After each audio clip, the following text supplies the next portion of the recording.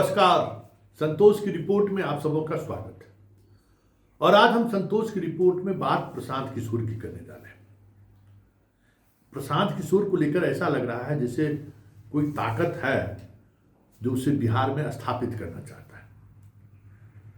कोई एक ऐसा रणनीतिकार है जो चाहता है कि प्रशांत किशोर बिहार की राजनीति में एक ऐसी धुरी बनकर उभरे कि ये जो टू पोलर जो राजनीति है ना, उस राजनीति को तोड़ा जा सके। अगर टू पोलर ऑफ पॉलिटिक्स क्या है? नीतीश नहीं तो लालू, लालू नहीं तो नीतीश, दोनों एक दूसरे के पराय बने हुए हैं। 90 के बाद तो यही स्थिति है ना, दोनों साथ हैं तो फिर किसी की बात नहीं बनती है। तो ऐसा लग रहा है कि प्रशांत किशोर के पीछे जो ताकत है वो ताकत उस टू पोल जो पॉलिटिक्स है उसको तोड़ना चाहता है। अब देखिए, बीपीएससी कल नोटिस जारी करती है, वो भी प्रशांत किशोर के नाम से। क्या आप हमें बताइए कि कैसे आपने जो कहा कि सीटें बिकती है, मीडिया में चर्चा में फिर वो आ गए। मतलब पिछले 10 दिनों से अगर देखें तो लगता है जैसे प्रशांत किशोर के रणनीति को कोई एक अलग दिशा देने की कोशिश कर रही है। एकदम गौर से देखिए तो बहुत कुछ समझ में आ जाएगा। लाठीचार्ज की घटना, गांधी मैदान से उनको उठाना, कोर्ट से जिस तरीके से बेल होने के बावजूद भी बेऊर तक ले जाना, पुलिस अभिरक्षा में प्रेस कॉन्फ्रेंस करना, बीमार होना, फिर वेदांता में भर्ती होना, फिर आईसीयू में जाना, फिर आईसीयू से बाहर निकलना, ये कहना कि अभी भी हम अनशन पर हैं ही। इन सारी बातों पर अगर गौर करिए तो आपको लगेगा कि कोई ताकत है जो प्रशांत किशोर को प्रमोट कर रहा है। क्योंकि देखिए, प्रशांत किशोर ने बिहार की भले ही पद यात्रा की हो, लेकिन वो इम्पैक्ट छोड़ने में कामयाब नहीं हुए। कई चुनाव वो लड़े और उसमें बुरी तरह से उन्हें हार का भी सामना करना पड़ा। एक शिक्षक स्नातक छपरा लड़े तो वो भी उनका उम्मीदवार नहीं था। चलिए, एक शिक्षक माफिया का संरक्षण देने वाले लोग थे, वो भी शिक्षा में सब कुछ करने वाले लोग थे, वो अपनी पद पर जीते। मुजफ्फरपुर तिरहुत वाले में बुरी तरह से हारे, छपरा नगर निगम वाले में बुरी तरह से हारे, गया में बुरी तरह से हारे। पूरे बिहार में इन्होंने 40 से अधिक चुनावों में परोक्ष या अपरोक्ष रूप से इन्होंने भूमिका निभाने की कोशिश की और सब में इनको मुंह खानी पड़ी। 4 जगह उपचुनाव हुआ, उस उपचुनाव के परिणाम के बाद इनकी पूरी राजनीति हवा हो गई। सब लोग यही कहने लगे कि इनके उम्मीदवार एनडीए को फायदा पहुंचाने के लिए नीतीश और बीजेपी को फायदा पहुंचाता हुआ दिख रहा। इनकी पूरी राजनीति खत्म हो रही थी। मुसलमान इनके साथ छूट रहा था कि अचानक छात्र आंदोलन आ गया। छात्र आंदोलन पर भी अगर आप गौर करिएगा, पूरे पर ध्यान से देखिएगा कि प्रशांत किशोर का जब से इस आंदोलन में एंट्री हुआ, मीडिया की सक्रियता तो प्रशांत किशोर को लेकर वैसे भी बढ़ी रहती है। प्रशांत किशोर के एंट्री होने के साथ मीडिया की सक्रियता तो वैसे भी बढ़ जाती है। राष्ट्रीय फलक पर जो मीडिया है, जहां प्रशांत किशोर की लॉबी काफ़ी मजबूत है और काम करती रहती है, वो लॉबी चाहे प्रशांत किशोर कहीं भी किसी भी स्थिति में रहे, वो अपने तरीके से चीज़ों को सेट करते रहते हैं। तो वो बातें सामने आ गई। उसके अलावा पुलिस की एक्शन पर देखिए, ठीक लाठीचार्ज होने से पहले प्रशांत किशोर का बाहर निकलना, गांधी मूर्ति के पास पहुंचना, उसकी वजह से जो उनको डेंट लगा, उनकी पर्सनालिटी को धक्का जो लगा, नहीं तो अगर उस दिन एक लाठी वो खा गए रहते तो फिर नेता बन ही गए रहते। लेकिन अब जो भी हुआ वहाँ से हटे, उनका कहीं न कहीं उनको धक्का लगा, फिर छात्रों को कह देना कंबल वाली बात। तो ये सब चीज़ें चल रही थी, क्योंकि मेरा मानना है कि प्रशांत किशोर कहीं से भी पॉलिटिकल व्यक्ति नहीं है और द पॉलिटिकल समझदारी है। पता नहीं अब कैसे ये स्ट्रेटजी बनाते थे मोदी और नीतीश का, ये भगवान जाने।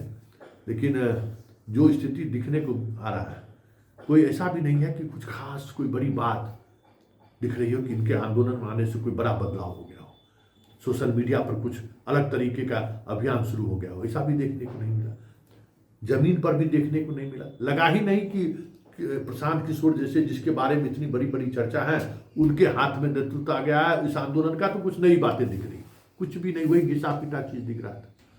हाँ, एक बात जरूर दिखा कि इस पूरे आंदोलन के दौरान प्रशांत किशोर कैसे बिहार की राजनीति में स्थापित हो, इसके लिए एक बड़ी ताकत उनको कह सकते हैं कि संजीवनी दे रहा है। और प्रशांत किशोर उस संजीवनी का कितना इस्तेमाल कर पाते हैं राजनीति में स्थापित करने में, ये तो वक्त बताएगा, लेकिन संजीवनी को दिया जा रहा है और उस संजीवनी की वजह से वो कोशिश कर रहे हैं, दिख रहे हैं।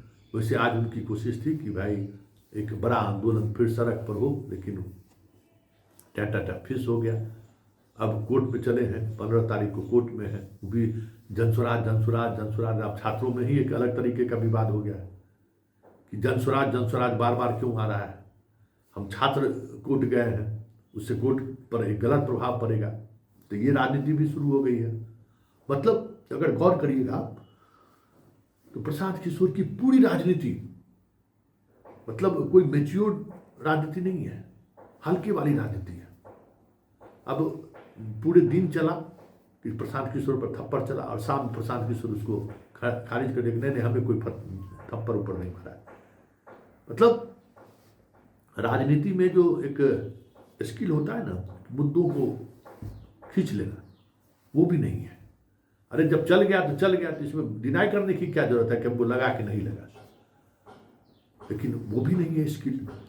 अच्छा, भाषण देने की शैली वो नहीं है, चीज़ों को उस तरीके से रखने की समझ नहीं है।